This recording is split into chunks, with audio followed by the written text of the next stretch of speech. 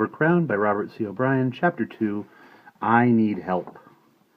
Ellen walked around the edge of the crowd for a few minutes, looking for her father, her mother, her brother David, who was 13 and should be visible because he would be running, or her sister Dora, who was 5 and should be audible because she would be either shrieking or crying, but all the faces were strange, cold, and peculiarly somber. Where could her family have gone? She walked up to one of the firemen. By this time the ashes had stopped smoking. They lay wetly, giving off a sour smell. The fireman, with 2 huge wrenches, was trying to uncouple 2 sections of a hose as thick as his leg. His face was streaked with black. He strained as he wrenched. She touched his arm.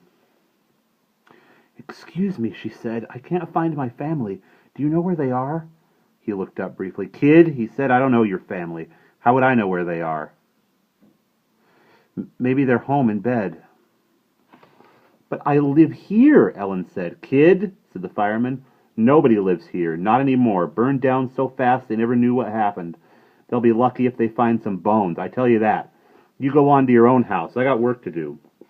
He turned and called to another fireman in a blasting voice. "Hey, Ed, help me with this couple. I ain't Superman." Ellen turned and walked away. She did not quite grasp what the fireman had said. She understood the words, and she did not disbelieve them, but somehow her brain refused to let them in. Then, by accident, she heard the same story again. There was a woman standing near the rope, talking to another woman. She was wearing leather slippers and a raincoat that had been pulled on over a housecoat that had been pulled on over a nightgown. You could see the edges of each layer hanging below the next. "Never saw anything like it," she was saying.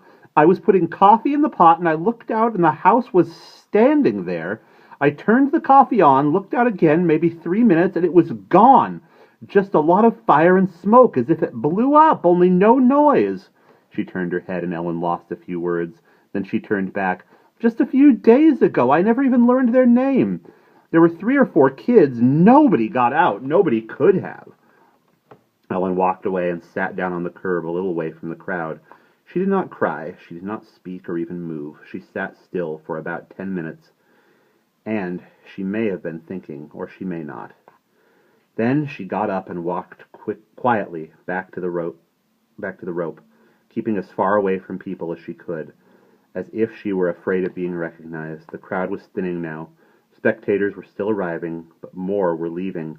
They talked only in murmurs, like ghosts in a dream. Ellen walked along the rope, all the way around the gray and black pole, looking hard at it, as if she were hoping to see some familiar object, even if it were burned or melted. But she saw only charcoal and ashes, some pieces of bent and twisted pipe, blackened bricks, some roof slates, and that was all. She sat down on the curb again. She had no place else to sit. And this time she did think. People who walked past glanced at her, with her pocketbook dangling between her thin knees, but paid no attention. She watched the policeman, who half a block away, was still diverting traffic while the firemen rolled up their hoses. Eventually, she reached a decision, stood up, and walked firmly towards him. "Excuse me," she said in a clear voice. "I need help." The policeman looked down at her. He had a narrow face and a scrawny red neck, and his blue uniform shirt looked much too big at the collar. A large black pistol hung from his belt in a leather holster, but his expression was kindly enough, as if he had daughters of his own, and he answered cheerfully, "Sure, little girl, what can I do for you?" "My name is Ellen Carroll, and I used to live in the house that burned down, and I can't find my father and mother." The policeman's cheerful expression disappeared. He bent down until his face was level with Ellen's. "Are you kidding?" he said, or rather shouted. "The captain told me everyone in that house was, well, never mind that. You got any identification?" "What did you say your name was?" Ellen repeated it as he pulled a notebook from his pocket. "Carroll's the right name, all right. You got any identification?" Identification. That meant a card with your name and address on it. And sometimes your picture and fingerprints. Ellen had none. Then she remembered. "I have a letter from my aunt," she said. She took it from her handbag and then realized it was no good. It only began, "Dear Ellen." She did not have the envelope, which had come addressed to her mother and contained another letter. "It shows my first name," she said, rather lamely, and handed it to him. He glanced at it. He looked at her pocketbook. On the leather side, in folded gold script, was the letter C. "And that's your initial," said the policeman. "Yes," Ellen said. "C for Carroll." Girl, he said, I don't know whether you're telling the truth or not, but you look as though you are, so I'm going to take you up to the precinct. But if this is some kid trick, the captain's going to be mad. He walked over to a police car, which was parked nearby, winking its red light on and off.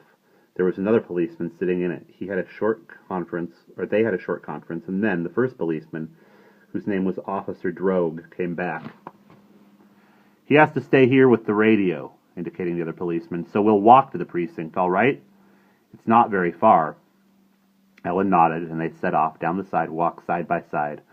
The tall, thin blue policeman and the short, thin girl, her handbag bumping against her leg. After a while, Officer Drogue patted her on the shoulder. Don't you worry, he said. We'll take care of you all right. And that's the end of Chapter 2.